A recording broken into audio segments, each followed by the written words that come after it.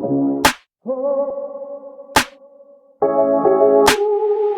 back to the new tutorial of MS Excel 365 formula series. My name is Sachin, and in this tutorial we are going to learn 6 new different formulas that are relating to coupon days.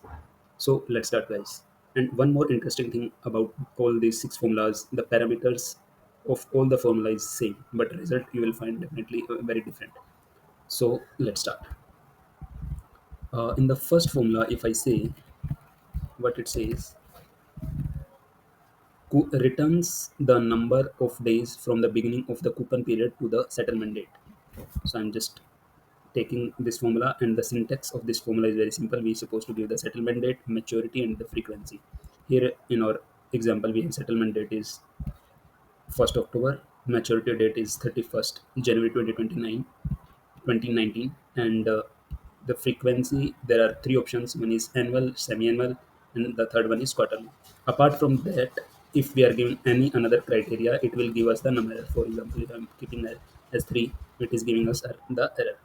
So instead of that, we have taken in the table itself, and the moment that we are keeping or entering this formula, we are getting the result as 61.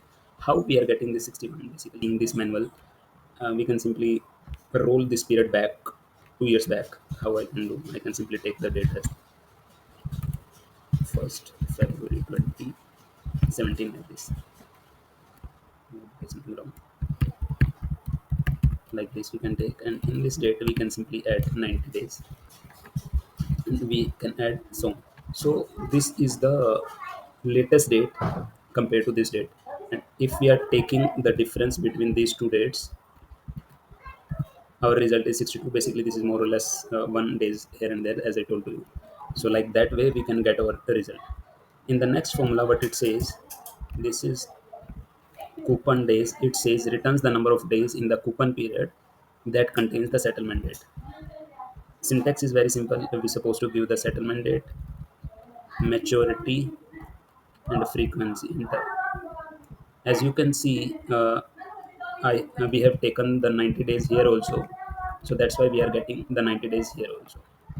Jumping to the next formula, that is coupon days sync, which says returns the number of days from the settlement date to the next coupon days. So basically, I'll tell you first. We'll put this formula: settlement date, maturity, and the frequency. We have taken 29. In this example, if we are taking the difference between this date and this date, and we are getting 29, basically 1 days here and there, so it is 29 days. Coming to the next formula, which says coupon CD. What it says? COUP.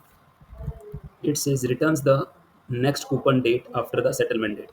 So basically, this formula will give us the date only, maturity, and frequency. We are keeping as 4 and enter. So the format is very different here. So here in this formula also, you can see our next settlement date is 31st October. Coming to the next formula, which says coupon number, returns the number of coupons payable between the settlement date and maturity date. So basically, it will give the counts between these two dates, that is settlement date and maturity date, and frequency I'm keeping as 4. The moment I'm keeping this frequency as 1, might be you will get what you will get. Let's see, 2 will get. So I'm just keeping the process simple. We are getting 6. Coming to the next formula, which says coupon PCD, which says returns the previous coupon date before the settlement date. Again, the parameter is also same. We're supposed to give settlement date, maturity date, and frequency and enter.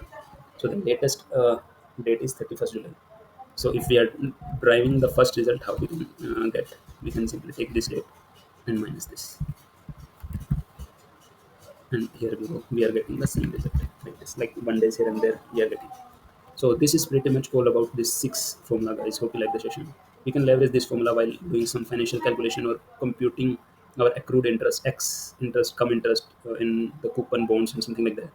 It is very powerful and very useful and very handy to use, because we need to give only the settlement date and maturity date. The only thing we need to consider here in terms of frequency, the frequency we can give here only 3: annual, semi-annual, and quarterly. So this is pretty much all about this formula, guys. It is all from my side.